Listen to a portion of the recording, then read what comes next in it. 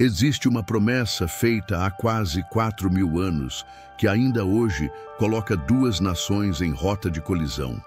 Uma promessa que atravessou impérios, dinastias e séculos de história. Uma promessa que começou com um homem, uma esposa estéril e uma decisão que mudaria o curso da humanidade para sempre. Enquanto você assiste a este vídeo, milhões de pessoas em Israel e no Irã vivem sob a sombra desse conflito ancestral, sem nem mesmo compreender que suas vidas estão entrelaçadas por eventos que aconteceram quando as pirâmides do Egito ainda eram novidades arquitetônicas. O que poucos percebem é que por trás das manchetes sobre ataques de drones, sanções nucleares e ameaças diplomáticas, existe uma narrativa bíblica tão profunda que ela literalmente moldou o mapa geopolítico do Oriente Médio. E se eu te dissesse que tudo começou não com generais ou políticos, mas com uma anciã de 90 anos que finalmente engravidou depois de décadas de espera? Se você quer entender por que Israel e Irã parecem destinados a nunca encontrar paz, precisa voltar ao livro de Gênesis, onde duas mulheres, duas promessas e dois filhos deram origem a uma rivalidade que o mundo moderno herdou sem pedir. Antes de continuarmos essa jornada pelo tempo, se inscreva no canal O Verso Sagrado e ative o sininho para não perder nenhum conteúdo sobre as profecias e mistérios que conectam a Bíblia ao nosso presente.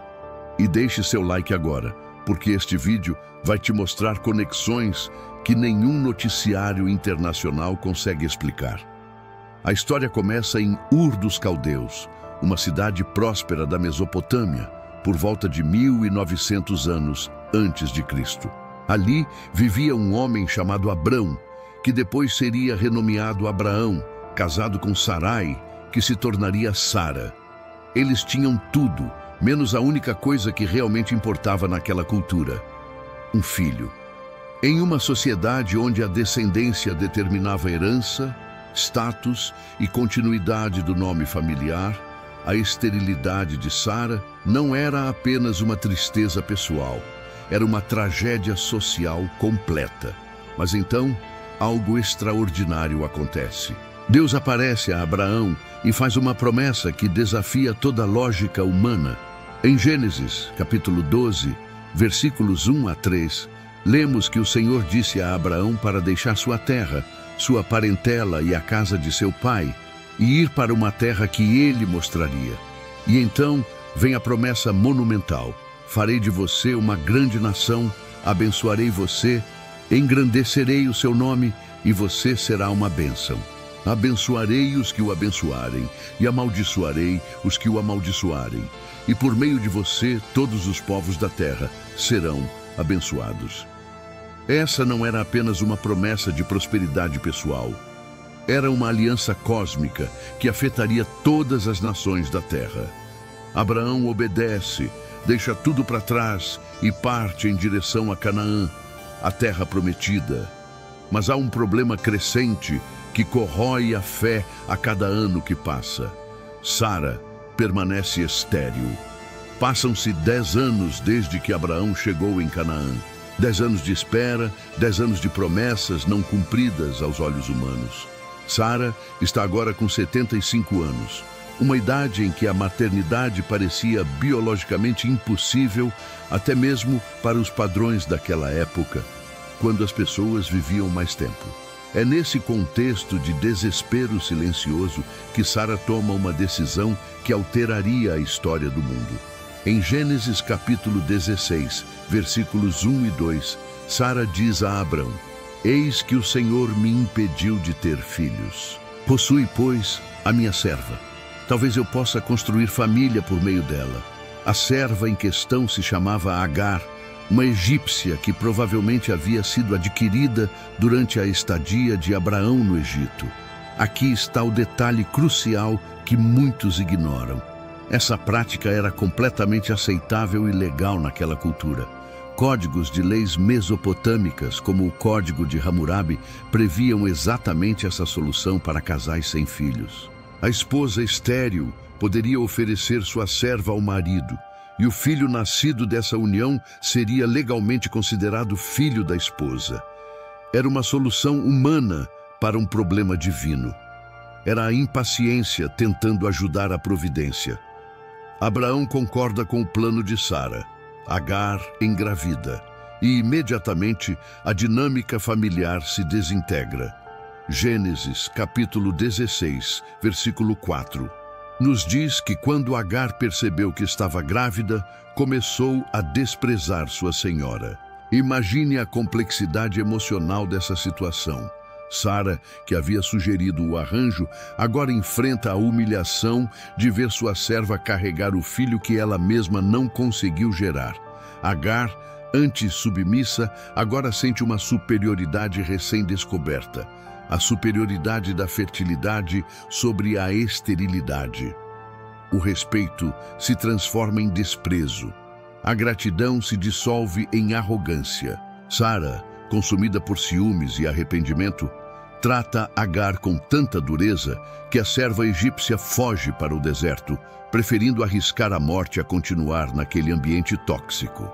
É no deserto, próximo a uma fonte de água no caminho de Sur, que ocorre o primeiro encontro angelical registrado na Bíblia com uma mulher. O anjo do Senhor encontra Agar e faz perguntas que ele já conhece as respostas. De onde você vem e para onde está indo? Agar responde com honestidade brutal. Estou fugindo da minha senhora Sara. A resposta do anjo é surpreendente. Ele não a liberta da servidão. Ele não condena Sara. Em vez disso, em Gênesis capítulo 16, versículos 9 a 12, ordena que Agar retorne e se submeta a Sara. Mas então acrescenta uma promessa que mudaria tudo. Multiplicaria tanto a sua descendência que ninguém a poderá contar. Você está grávida e terá um filho. Dê-lhe o nome Ismael, porque o Senhor a ouviu em seu sofrimento. Ele será como um jumento selvagem. Sua mão será contra todos, e a mão de todos contra ele, e ele viverá em hostilidade contra todos os seus irmãos. Preste atenção nessa profecia, porque ela é a chave para entender milhares de anos de conflito. Ismael seria como um jumento selvagem, indômito, livre, incontrolável. Sua mão seria contra todos, e a mão de todos contra ele, e ele viverá em hostilidade contra seus irmãos. Essa não era uma maldição, mas uma descrição profética do caráter e do destino de seus descendentes. Agar retorna. Ismael nasce. Abraão tem então 86 anos. Por 13 anos, Ismael é o único filho de Abraão, o herdeiro aparente de todas as promessas. 13 anos durante os quais Abraão provavelmente acreditou que Ismael era o cumprimento da promessa divina.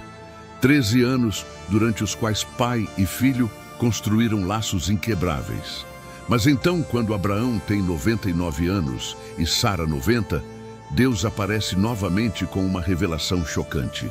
Em Gênesis capítulo 17, versículos 15 a 19, Deus diz a Abraão: quanto a Sarai, sua mulher, você não a chamará mais Sarai, mas sim Sara.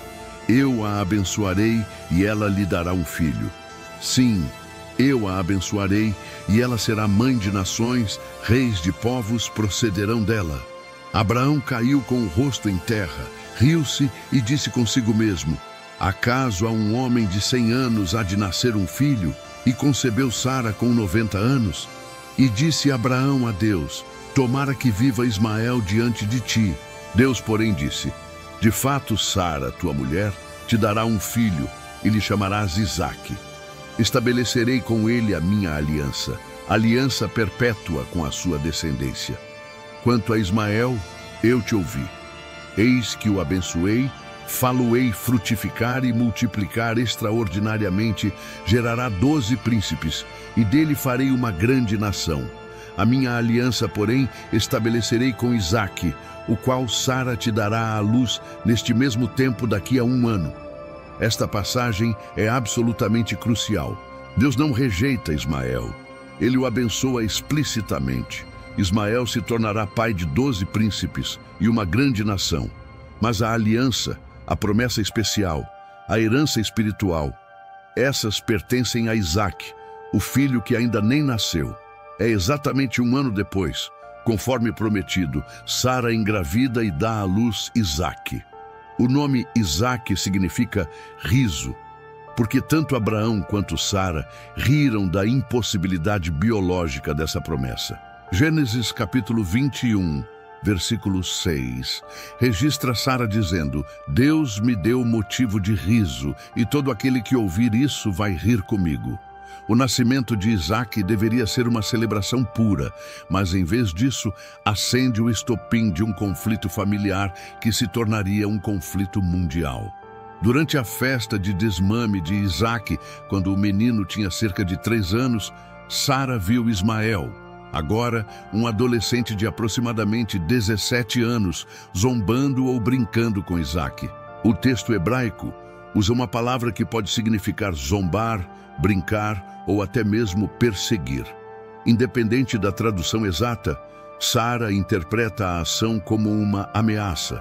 Em Gênesis capítulo 21, versículos 9 a 10, Sara diz a Abraão: Mande embora esta serva e o seu filho, porque o filho desta serva não será herdeiro do meu filho Isaque.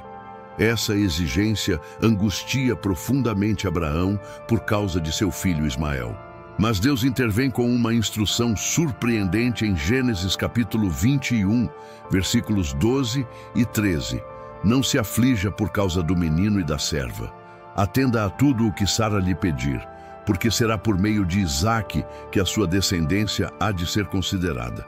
Mas também do filho da serva farei uma nação, porque ele é seu descendente.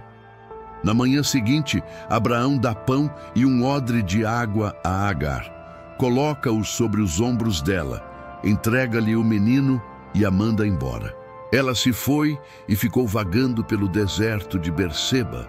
Quando acabou a água do odre, ela deixou o menino debaixo de um arbusto e foi sentar-se perto dali, à distância de um tiro de flecha, porque pensou: não quero ver o menino morrer. Sentada ali perto, começou a chorar em voz alta. Mas Deus ouviu o choro do menino. O anjo de Deus, do céu, chamou Agar e lhe disse: o que a aflige, Agar? Não tenha medo. Deus ouviu o menino chorar, lá onde você o deixou. Levante o menino e tome-o pela mão, porque dele farei um grande povo. Esta cena no deserto é de partir o coração. Uma mãe e seu filho adolescente, rejeitados, expulsos, morrendo de sede sob o sol escaldante, abandonados pela única família que conheciam. Mas Deus não os abandona. Ele abre os olhos de Agar para ver um poço de água. Eles sobrevivem. E ali mesmo, no deserto de Parã, Ismael cresce, torna-se um habilidoso arqueiro e casa-se com uma egípcia que sua mãe escolhe para ele. Agora vem a pergunta de milhões de dólares. A pergunta que liga essa narrativa antiga ao conflito moderno. Quem são os descendentes de Ismael hoje? Aqui é onde a história bíblica encontra a história secular e a tradição islâmica. Gênesis capítulo 25, versículos 13 a 18, lista os 12 filhos de Ismael: Nebaiote, Quedar, Adbeel, Mibzão, Misma, Dumá, Massá, Haddad, Tema, Getur, Nafis e Quedemá. Esses foram os filhos de Ismael, e estes são os seus nomes, segundo os seus povoados e acampamentos, 12 príncipes de suas tribos. Esses 12 príncipes se estabeleceram em regiões que hoje correspondem ao norte da Arábia, estendendo-se do Egito até a Assíria. Eles se tornaram as tribos árabes que habitaram a Península Arábica por séculos. A tradição islâmica vai ainda mais longe. Ela identifica explicitamente Ismael como o ancestral dos árabes, e mais especificamente do próprio profeta Maomé. O Alcorão menciona Ismael como um profeta e mensageiro de Deus. Na tradição islâmica, foi Ismael, não Isaque, quem Abraão quase sacrificou no Monte Moriá, embora a maioria dos estudiosos islâmicos modernos reconheça que o relato bíblico aponta para Isaque. Maomé, fundador do Islã, nasceu em Meca por volta do ano 570 da era cristã. Ele afirmava descender diretamente de Ismael através de Quedar, o segundo filho de Ismael. Essa linhagem não é apenas uma reivindicação religiosa, é uma reivindicação de herança da promessa feita a Abraão. Aqui é onde a complexidade aumenta exponencialmente. Os judeus, descendentes de Isaque através de Jacó, acreditam que são os herdeiros legítimos da aliança abraâmica.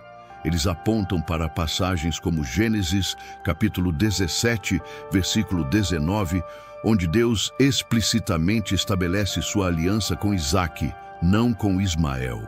Os muçulmanos, identificando-se como descendentes espirituais e, em alguns casos, literais de Ismael, argumentam que Ismael também foi abençoado por Deus e que sua expulsão foi injusta, fazendo dele igualmente merecedor da terra e da promessa.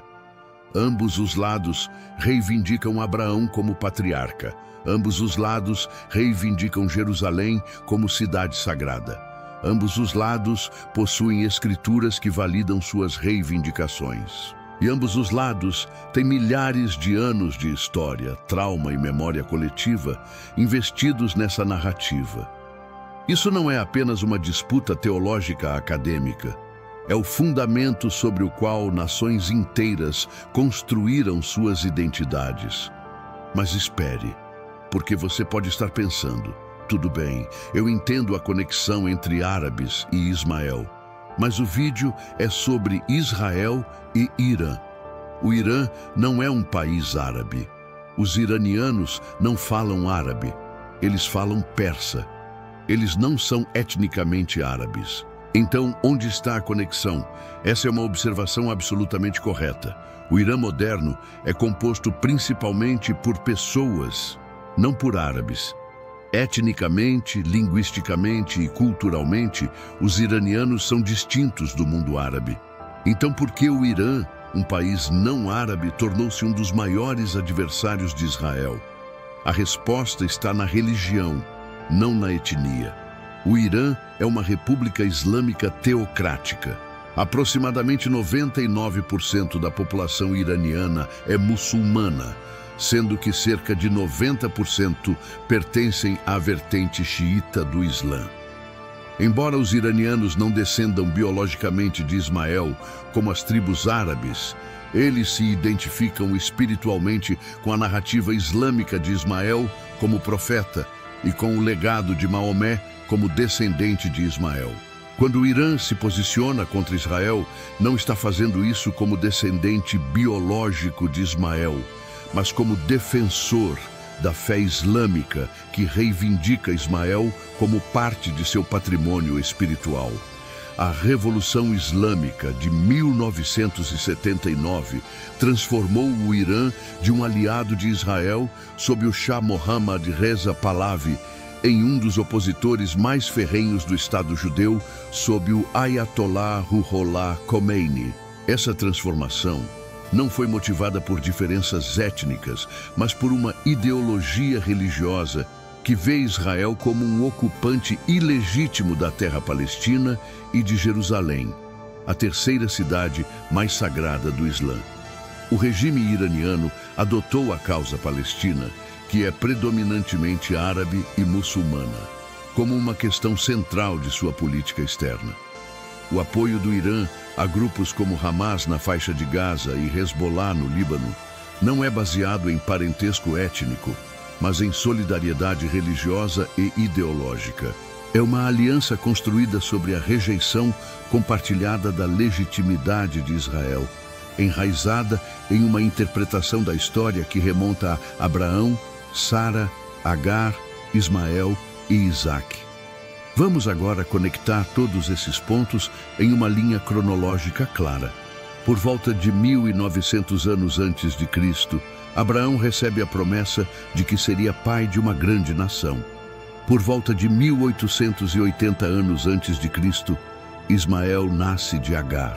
Por volta de 1867 anos antes de Cristo, Isaque nasce de Sara. Por volta de 1864 anos antes de Cristo, Ismael é enviado embora com Agar. Ismael cresce no deserto de Parã, casa-se, tem 12 filhos que se tornam príncipes de 12 tribos árabes. Essas tribos se espalham pela Península Arábica, desenvolvendo culturas, línguas e, eventualmente, sistemas religiosos. No século VII da era cristã, por volta do ano 610, Maomé começa a receber as revelações que se tornariam o Alcorão, fundando o Islã. Maomé afirma descender de Ismael. O Islã se expande rapidamente, conquistando vastas regiões, incluindo a Pérsia, que se tornaria o Irã. No ano de 636, apenas 4 anos após a morte de Maomé, os árabes muçulmanos conquistam Jerusalém dos bizantinos. No ano de 641, os árabes conquistaram a Pérsia. E ao longo dos séculos seguintes, o Islã se tornou a religião dominante na região. Em 1948, o moderno Estado de Israel é estabelecido, principalmente por judeus que retornaram à terra que eles acreditam ter sido prometida a seus ancestrais através de Isaque. Imediatamente, esse estabelecimento é visto por grande parte do mundo árabe e muçulmano como uma invasão, uma ocupação, uma injustiça histórica. E aqui estamos em 2025, quase 4.000 anos depois de Abraão. E a promessa que ele recebeu ainda é a fonte de um dos conflitos geopolíticos mais intratáveis do mundo moderno. Israel vê sua existência como o cumprimento legítimo das promessas bíblicas feitas a Abraão através de Isaque. O país se vê como o lar histórico do povo judeu, apoiado não apenas por escrituras antigas, mas por evidências arqueológicas de presença judaica contínua na região por milênios. Do outro lado, os palestinos, que são predominantemente árabes e muçulmanos, veem a criação de Israel como a Nakba, a catástrofe, que resultou no deslocamento de centenas de milhares de árabes palestinos de suas casas. E o Irã, embora não seja árabe, adotou essa narrativa como parte de sua identidade islâmica revolucionária, posicionando-se como protetor dos oprimidos muçulmanos contra o que vê como agressão sionista apoiada pelo Ocidente. A rivalidade entre Israel e Irã se manifesta em múltiplas frentes. Há a questão do programa nuclear iraniano, que Israel vê como uma ameaça existencial. Há o apoio iraniano a grupos que Israel classifica como terroristas, como Hezbollah e Hamas. Há ataques cibernéticos, assassinatos de cientistas, guerras por procuração em territórios como Síria e Líbano. Há a retórica inflamada de líderes iranianos que às vezes falam em destruir Israel e a resposta igualmente firme de líderes israelenses que prometem nunca permitir que o Irã adquira armas nucleares. Mas sob todas essas questões contemporâneas, sob toda a política, a tecnologia militar e a diplomacia internacional, existe essa narrativa fundamental. 2 mulheres, 2 filhos, uma promessa, uma herança contestada. Seria simplista e academicamente desonesto dizer que o conflito entre Israel e Irã é apenas sobre Ismael e Isaque.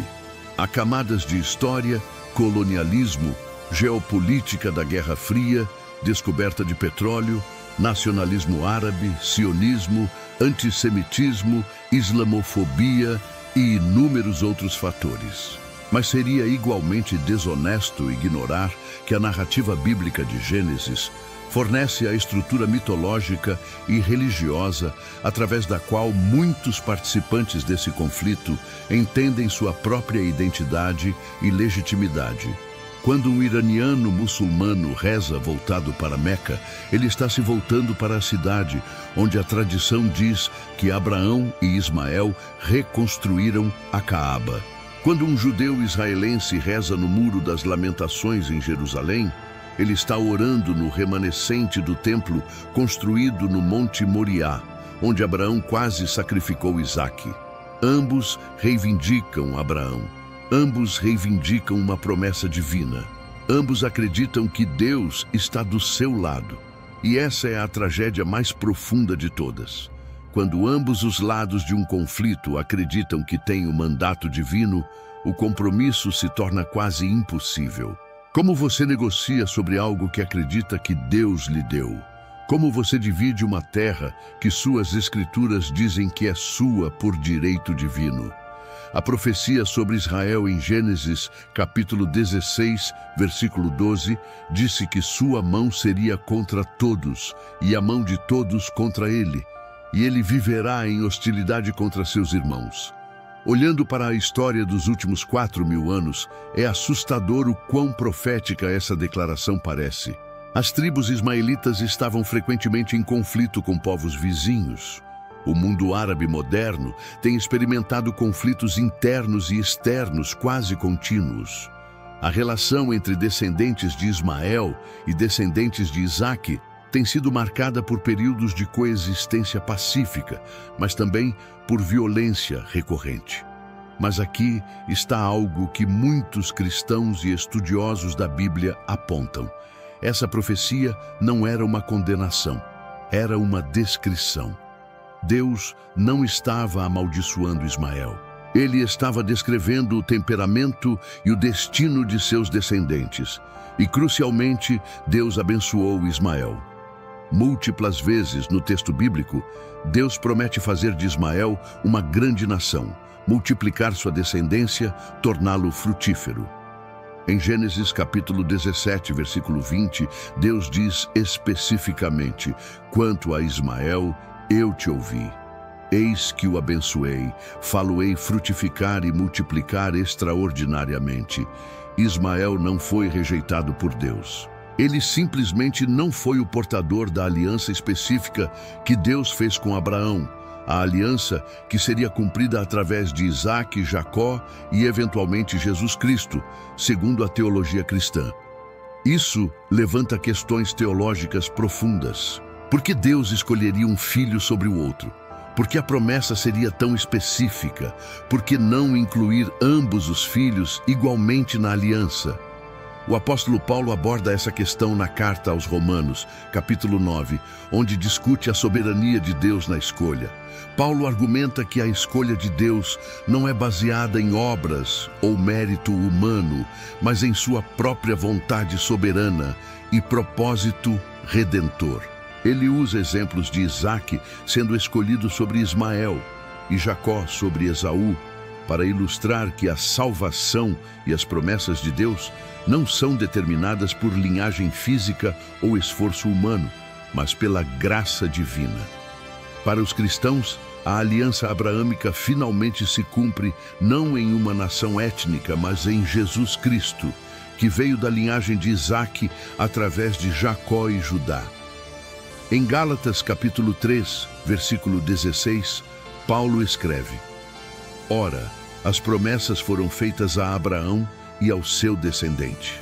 Não diz "e aos descendentes", como se falando de muitos, mas como de um só, e ao teu descendente, que é Cristo.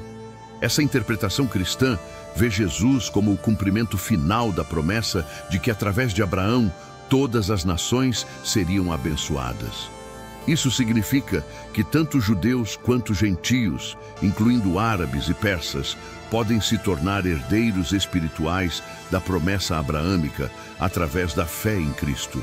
Mas essa perspectiva cristã não é compartilhada nem pelo judaísmo, nem pelo Islã, que tem suas próprias interpretações teológicas da aliança abraâmica. E assim, o mundo permanece dividido. Não apenas geograficamente ou politicamente, mas teologicamente, espiritualmente, filosoficamente. A mesma promessa que deveria ter abençoado o mundo tornou-se, na interpretação humana limitada, uma fonte de divisão. Mas será que precisa ser assim? Há um detalhe fascinante na narrativa bíblica que muitos perdem. Em Gênesis capítulo 25, versículos 7 a 9, quando Abraão morre aos 175 anos, são seus dois filhos, Isaque e Ismael, que se juntam para enterrá-lo na caverna de Macpela. O texto diz: seus filhos Isaque e Ismael o sepultaram na caverna de Macpela, no campo de Efron, filho de Zoar, o Hete, que está em frente de Manre. Essa breve menção é profundamente significativa. Apesar de toda a rivalidade, apesar da separação forçada décadas antes, apesar das diferentes promessas e destinos, quando chegou a hora de honrar seu pai, Ismael e Isaque se uniram. Eles ficaram juntos sobre o túmulo do homem que ambos chamavam de pai. Por um momento, a hostilidade cessou. Por um momento, eles eram apenas dois irmãos lamentando a perda do pai. Isso sugere que a reconciliação, embora difícil, não é impossível.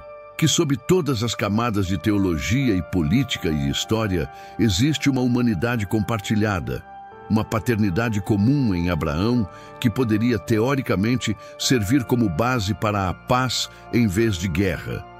Mas quase 4.000 anos depois, Israel e Irã não estão enterrando um pai juntos.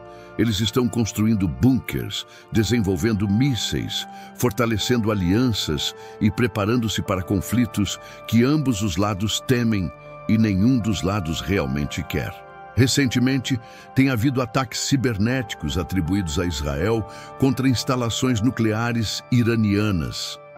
Tem havido ataques de drones iranianos contra alvos israelenses.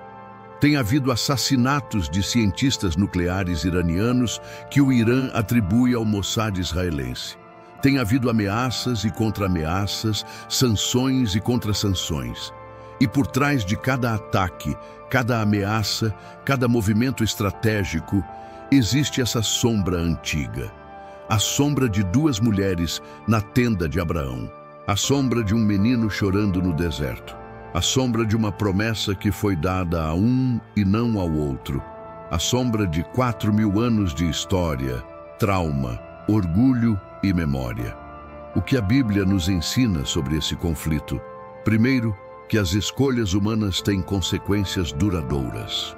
A decisão de Sara de dar Agar a Abraão parecia pragmática no momento, mas desencadeou séculos de conflito. Segundo, que Deus trabalha através de imperfeições humanas. Nem Abraão, nem Sara, nem Agar foram perfeitos, mas Deus usou suas histórias imperfeitas para cumprir seus propósitos. Terceiro, que a promessa de Deus é confiável, mesmo quando parece impossível. Sara teve um filho aos 90 anos porque Deus prometeu. Quarto, que Deus tem compaixão por todos, não apenas pelos eleitos. Ele ouviu o choro de Ismael no deserto. Ele prometeu fazer dele uma grande nação. Ele não o abandonou. E quinto, talvez o mais importante, que a verdadeira herança de Abraão não é terra ou nação, mas fé. Abraão é chamado de amigo de Deus, não por causa de sua perfeição, mas por causa de sua fé. Em Romanos capítulo 4, versículo 3, Paulo escreve: que diz a Escritura? Abraão creu em Deus e isso lhe foi creditado como justiça. Se judeus, cristãos e muçulmanos pudessem se concentrar nesse legado comum de fé, se pudessem reconhecer que todos são, de alguma forma, filhos de Abraão, se pudessem ver uns aos outros não como inimigos destinados pela profecia, mas como irmãos separados pelo tempo e pela interpretação, talvez houvesse esperança. Mas essa é uma esperança que parece cada vez mais distante à medida que foguetes voam, sanções se intensificam e gerações crescem, aprendendo a odiar antes de aprender a entender. A promessa que deveria ter abençoado o mundo dividiu-o, e enquanto Israel e Irã permanecem em lados opostos desse abismo ancestral, o mundo observa, ora e espera, esperando que algum dia, de alguma forma, como Isaque e Ismael, sobre o túmulo de Abraão, os descendentes modernos dessas duas linhagens possam encontrar um motivo para ficarem lado a lado em paz, em vez de permanecerem em perpétua hostilidade. Mas há algo mais profundo que precisamos examinar nessa narrativa, algo que vai além da geopolítica e entra no território da identidade humana e do significado. Por que essa história em particular, entre todas as narrativas antigas, mantém tanto poder sobre a imaginação e as ações de bilhões de pessoas? A resposta está no que os psicólogos chamam de mito fundacional. Todo grupo humano, seja uma família, uma tribo, uma nação ou uma religião, precisa de uma história sobre suas origens, uma narrativa que explique quem são, de onde vieram e por que são especiais ou escolhidos. A história de Abraão, Sara, Agar, Isaque e Ismael funciona como mito fundacional simultâneo para 3 das maiores religiões do mundo. Para os judeus, é a história de como Deus escolheu um povo específico, os descendentes de Isaque através de Jacó, para serem seu povo especial, para receberem sua lei e para habitar uma terra específica. Para os cristãos, é a história de como Deus preparou o caminho para a vinda do Messias, através de uma linhagem específica que culminaria em Jesus, mas que também incluiria a bênção de todas as nações. Para os muçulmanos, é a história de como Deus estabeleceu uma linhagem profética que incluiria Ismael e, eventualmente, culminaria em Maomé, o último profeta. Cada uma dessas religiões lê a mesma história básica, mas com ênfases diferentes, interpretações diferentes e conclusões diferentes. E essas diferenças não são abstratas ou acadêmicas. Elas têm consequências reais, tangíveis e às vezes mortais. Quando um soldado israelense patrulha a fronteira norte do país, monitorando ameaças potenciais do Hezbollah apoiado pelo Irã, ele está vivendo as consequências dessa história antiga. Quando um cientista nuclear iraniano trabalha em instalações que Israel considera ameaças existenciais, ele está operando dentro de uma narrativa que remonta a Ismael. Quando diplomatas se reúnem nas Nações Unidas para debater sanções, resoluções e caminhos para a paz, eles estão tentando resolver um conflito cuja raiz está enterrada tão profundamente no solo do tempo que é quase impossível desenterrá-la completamente. Mas aqui está algo que raramente é discutido em meio a todo o conflito. Durante séculos, especialmente durante a Idade de Ouro Islâmica, judeus e muçulmanos viveram lado a lado em relativa harmonia. Na Espanha islâmica medieval, em Bagdá, no Cairo e em muitas outras cidades muçulmanas, comunidades judaicas floresceram. Filósofos judeus como Maimônides escreviam em árabe e serviam em cortes muçulmanas. Havia tensões, certamente, e períodos de perseguição, mas também havia longos períodos de coexistência produtiva. O que mudou? Várias coisas. O colapso do Império Otomano após a Primeira Guerra Mundial e a subsequente divisão do Oriente Médio pelas potências europeias através de acordos como Sykes-Picot criaram fronteiras artificiais que ignoraram realidades étnicas e religiosas. O movimento sionista do final do século XIX e início do século XX, que buscava estabelecer um lar nacional judaico na Palestina, colidiu com o nacionalismo árabe emergente. A descoberta de vastas reservas de petróleo no Oriente Médio transformou a região em um campo de batalha para a influência das superpotências durante a Guerra Fria. O estabelecimento de Israel em 1948 e os subsequentes deslocamentos de palestinos criaram uma ferida que nunca realmente cicatrizou. E a Revolução Islâmica do Irã, em 1979, transformou um país que havia sido aliado de Israel em um adversário ideológico comprometido com sua destruição. Mas subjacente a todos esses desenvolvimentos modernos está aquela narrativa antiga, funcionando como uma espécie de script psicológico que as pessoas usam para interpretar eventos contemporâneos. Quando líderes iranianos chamam Israel de entidade sionista, que deve ser varrida do mapa, Eles estão invocando uma narrativa de injustiça histórica que remonta a Ismael sendo expulso. Quando líderes israelenses falam sobre o direito histórico judaico à terra, eles estão invocando a promessa feita a Abraão e confirmada através de Isaque. E aqui está o paradoxo cruel dessa situação. Ambos os lados têm um ponto válido dentro de suas próprias estruturas narrativas. Se você aceita a perspectiva bíblica judaico-cristã, então sim, a terra foi prometida a Isaque e seus descendentes. Se você aceita a perspectiva islâmica, então sim, Ismael também foi filho de Abraão e também foi abençoado por Deus. E a expulsão dele foi uma injustiça que criou uma dívida histórica não paga. O problema é que essas duas perspectivas são fundamentalmente incompatíveis, sem algum nível de compromisso ou reinterpretação. E quando você está falando sobre verdades religiosas que as pessoas acreditam serem reveladas por Deus, o compromisso se torna quase impossível. Você não negocia com a palavra de Deus. Você não faz acordos sobre o que o Todo-Poderoso declarou. Você não divide o que ele prometeu dar integralmente. Essa é a armadilha teológica em que o mundo se encontra. Mas será que precisa ser uma armadilha? Há vozes, embora minoritárias em ambos os lados, que argumentam por uma leitura diferente dessas narrativas antigas.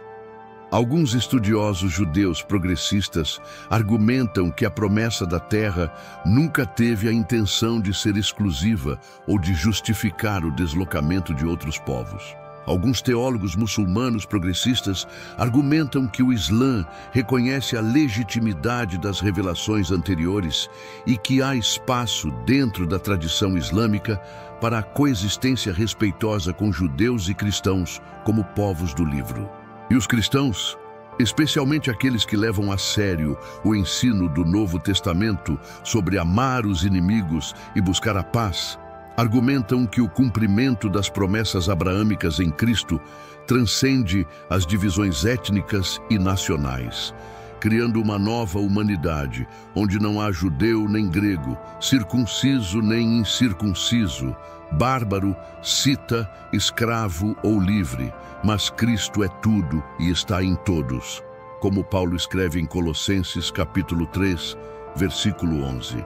Essas vozes oferecem caminhos teológicos para fora do impasse, mas elas lutam para serem ouvidas acima do barulho de foguetes explodindo, manifestantes gritando e políticos fazendo discursos inflamados. Enquanto isso, pessoas comuns em ambos os lados, pessoas que só querem viver suas vidas, criar seus filhos, ir ao trabalho, desfrutar de suas famílias, essas pessoas ficam reféns de um conflito que começou muito antes de nascerem e que provavelmente continuará muito depois de morrerem, a menos que algo fundamental mude. O que seria necessário para que algo mudasse? Honestamente, algo próximo de um milagre. Seria necessário que líderes de ambos os lados tivessem a coragem de desafiar as narrativas que seus próprios povos mantêm sagradas. Seria necessário que populações inteiras estivessem dispostas a ver a humanidade no outro, a reconhecer a legitimidade da dor do outro, a aceitar que talvez ambos os lados tenham sido feridos e ambos os lados tenham causado feridas. Seria necessário que comunidades religiosas estivessem dispostas a reinterpretar textos antigos à luz de realidades modernas, a encontrar leituras que honrem a tradição sem perpetuar conflitos. Seria necessário que a comunidade internacional deixasse de tratar o Oriente Médio como um tabuleiro de xadrez geopolítico e começasse a tratá-lo como um lar para seres humanos reais, com necessidades, medos e esperanças reais. E talvez mais importante, seria necessário que ambos os lados reconhecessem que a promessa feita a Abraão não era apenas sobre terra ou descendência, mas sobre ser uma bênção para todas as nações. Essa parte da promessa, registrada em Gênesis capítulo 12, versículo 3, onde Deus diz a Abraão que através dele todas as famílias da terra serão abençoadas, essa parte parece ter sido esquecida em meio às disputas sobre quem herdou o quê. Abraão deveria ser uma bênção. Seus descendentes deveriam ser uma bênção. Mas como você pode ser uma bênção para o mundo quando está constantemente em guerra com seus próprios irmãos? Como você cumpre o propósito de abençoar todas as nações quando você está construindo muros, lançando mísseis e planejando ataques preventivos? A resposta desconfortável é que você não pode. Você pode vencer guerras, você pode defender seu território, você pode garantir sua sobrevivência, mas você não pode ser uma bênção enquanto estiver focado em ser uma fortaleza. E talvez seja isso que tanto Israel quanto o Irã, tanto judeus quanto muçulmanos, tanto descendentes de Isaac quanto os que se identificam com Ismael, precisam redescobrir que o verdadeiro legado de Abraão não é conquista, mas fé, não é dominação, mas bênção, não é exclusão, mas inclusão radical de todos que buscam o único Deus verdadeiro. Isso soa idealista? Absolutamente. Soa ingênuo diante da realidade de ameaças nucleares, redes terroristas e décadas de derramamento de sangue? Provavelmente. Mas a alternativa é aceitar que a promessa que deveria ter abençoado o mundo está destinada a dividi-lo para sempre. Que o nome de Abraão, que significa pai de muitas nações, será para sempre sinônimo de conflito interminável. E isso parece ser uma traição do propósito original. Há um versículo no Salmo 133, versículo 1, que diz: "Ó, quão bom e quão suave é que os irmãos vivam em união." Isso foi escrito no contexto das tribos de Israel, mas a palavra irmãos tem uma aplicação mais ampla. Isaac e Ismael eram irmãos. Judeus e árabes são, em um sentido muito real, primos distantes. Israelenses e iranianos são todos filhos de Abraão, seja biologicamente através de Isaac ou espiritualmente através de Ismael. E se há alguma esperança para o futuro, ela reside no reconhecimento dessa fraternidade fundamental. Agora, antes de concluirmos, quero abordar uma questão que muitos cristãos fazem. O que tudo isso significa para o fim dos tempos? Há profecias sobre Israel nos últimos dias. Há um papel profético para as nações islâmicas. Essas são perguntas complexas sobre as quais cristãos sinceros discordam. Alguns veem o estabelecimento moderno de Israel como cumprimento profético direto de passagens como Ezequiel, capítulo 37, onde Deus promete reunir Israel de entre as nações. Outros veem o Israel moderno como um estado político como qualquer outro, distinto do Israel bíblico e espiritual. Alguns interpretam profecias como Ezequiel, capítulo 38 e 39, que falam de Gog e Magog atacando Israel, como referindo-se a coalizões que incluem nações modernas como o Irã, que alguns identificam com a antiga Pérsia mencionada nessas passagens. Outros advertem contra ler jornais de hoje nas profecias de ontem e enfatizam que devemos ser cautelosos ao fazer conexões proféticas específicas. O que podemos dizer com certeza é isto: a Bíblia ensina que Deus não terminou com Israel. Em Romanos capítulo 11, versículos 25 a 26, Paulo escreve: "Não quero, irmãos, que ignoreis este mistério, para que não sejais sábios aos vossos próprios olhos, que veio o endurecimento em parte a Israel, até que haja entrado a plenitude dos gentios, e assim todo Israel será salvo." A Bíblia também ensina que o plano final de Deus é a reconciliação universal através de Cristo. Em Efésios capítulo 1, versículos 9 e 10, Paulo escreve sobre o mistério da vontade de Deus, segundo o beneplácito que propôs em Cristo, de fazer convergir nele, na dispensação da plenitude dos tempos, todas as coisas, tanto as do céu como as da terra. Isso significa que o fim da história não é conflito interminável, mas reconciliação final. Significa que a promessa de Abraão, de que através dele todas as nações seriam abençoadas, finalmente se cumprirá completamente. Significa que a divisão entre Isaque e Ismael, entre judeu e gentio, entre israelense e iraniano, não é a palavra final. A palavra final pertence a Deus. E sua palavra é paz, não guerra, reconciliação, não divisão, amor, não ódio.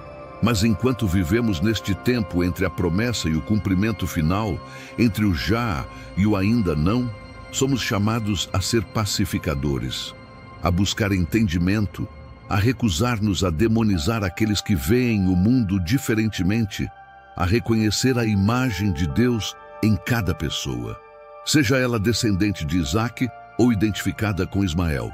Somos chamados a orar pela paz de Jerusalém, como o Salmo 122, versículo 6, nos instrui, mas também a orar pela paz de Teherã, de Bagdá, do Cairo e de toda a cidade onde os filhos de Abraão vivem em medo e hostilidade.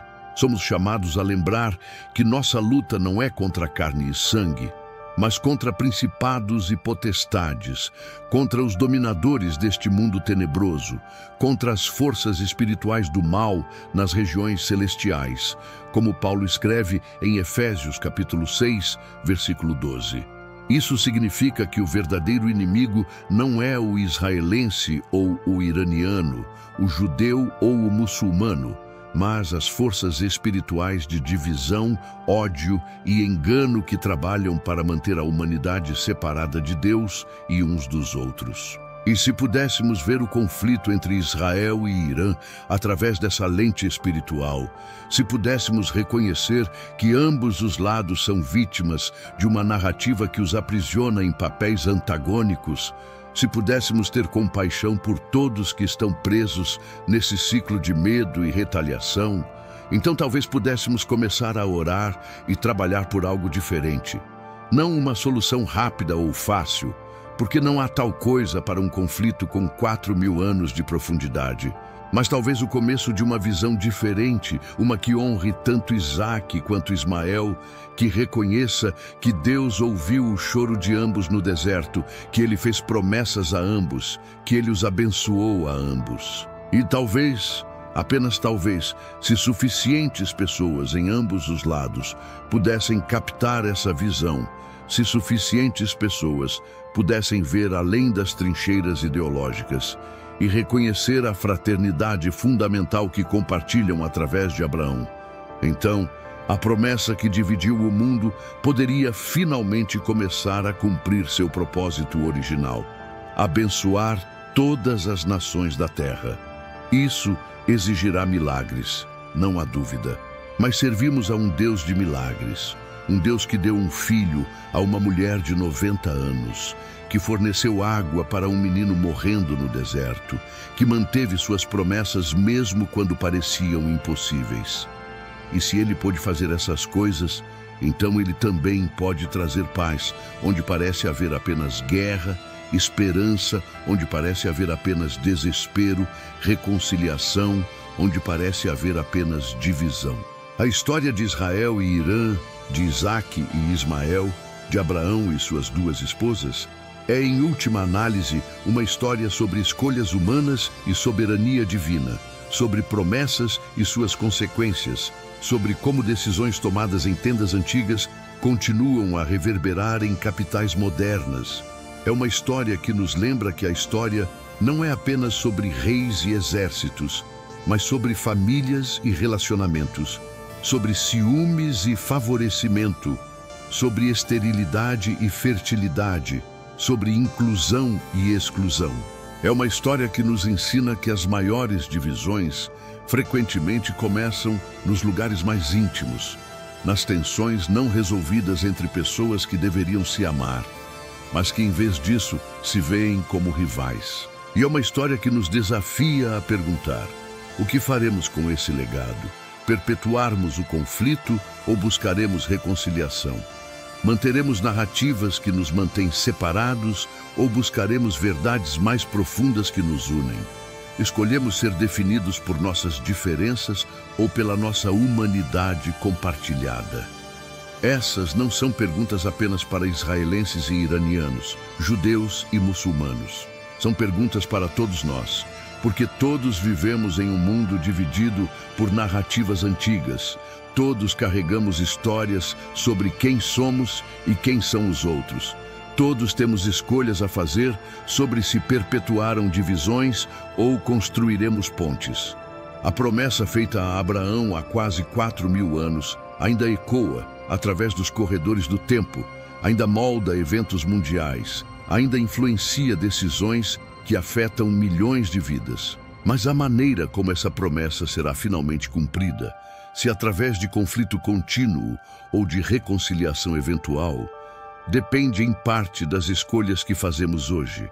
Não podemos mudar o passado, não podemos desfazer a expulsão de Agar e Ismael, não podemos reescrever a narrativa bíblica, não podemos apagar séculos de conflito e trauma, mas podemos escolher como respondemos a essa herança.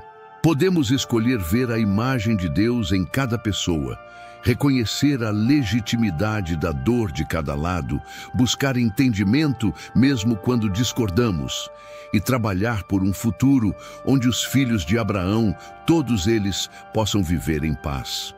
Essa é a esperança que oferecemos neste canal. Não respostas fáceis ou soluções simplistas, mas uma visão de que as narrativas bíblicas que estudamos não são apenas histórias antigas, mas realidades vivas que continuam a nos moldar, e que entender essas narrativas mais profundamente pode nos ajudar a navegar melhor pelo mundo complexo em que vivemos. Israel e Irã continuarão em seus caminhos tensos. As manchetes continuarão relatando ameaças e contra-ameaças, e o mundo continuará observando com preocupação crescente. Mas agora você conhece a história por trás da história, a promessa por trás do conflito, a narrativa antiga que continua a dividir o mundo moderno. E conhecimento é o primeiro passo em direção à sabedoria. E sabedoria é o primeiro passo em direção à paz. Se este vídeo expandiu sua compreensão, se ele conectou pontos que você nunca havia conectado antes, se ele fez você pensar sobre o conflito Israel-Irã de uma maneira nova, então faça parte da nossa comunidade aqui no O Verso Sagrado. Inscreva-se agora no canal, porque semanalmente trazemos conteúdos que exploram essas conexões profundas entre a Bíblia e o mundo contemporâneo, entre profecias antigas e realidades modernas, entre fé e história. Ative o sininho de notificações para ser avisado sempre que um novo vídeo for ao ar, porque você não vai querer perder as próximas revelações que preparamos. E deixe seu like neste vídeo, porque ele nos ajuda a alcançar mais pessoas que precisam entender essas verdades. Mais pessoas que estão buscando respostas para os conflitos que veem nas notícias. Mais pessoas que querem enxergar além das manchetes superficiais e compreender as raízes espirituais e históricas dos eventos mundiais. Compartilhe este conteúdo com amigos, familiares, grupos de estudo bíblico, qualquer pessoa que se beneficiaria de entender a conexão profunda entre Gênesis e a geopolítica moderna. E deixe nos comentários sua opinião. Você acredita que há esperança de reconciliação entre Israel e Irã? Você vê o cumprimento de profecias nos eventos atuais? Como sua compreensão desse conflito mudou depois de conhecer suas raízes bíblicas? A promessa que dividiu o mundo não precisa ser a sentença final. Com compreensão vem compaixão. Com compaixão vem a possibilidade de diálogo. E com diálogo vem a esperança, mesmo que tênue, de que um dia os filhos de Abraão possam se encontrar não como inimigos destinados à hostilidade eterna, mas como irmãos há muito separados que finalmente encontraram o caminho de volta um para o outro. Essa é a esperança que mantemos, essa é a visão que compartilhamos, e essa é a mensagem que continuaremos proclamando aqui no O Verso Sagrado. Até o próximo vídeo. Que a paz de Deus que excede todo entendimento, guarde seus corações e mentes, e que você possa ser um instrumento de reconciliação em um mundo que desesperadamente precisa dela. Deus abençoe você, e continuaremos explorando juntos os mistérios eternos que moldam nosso presente e nosso futuro.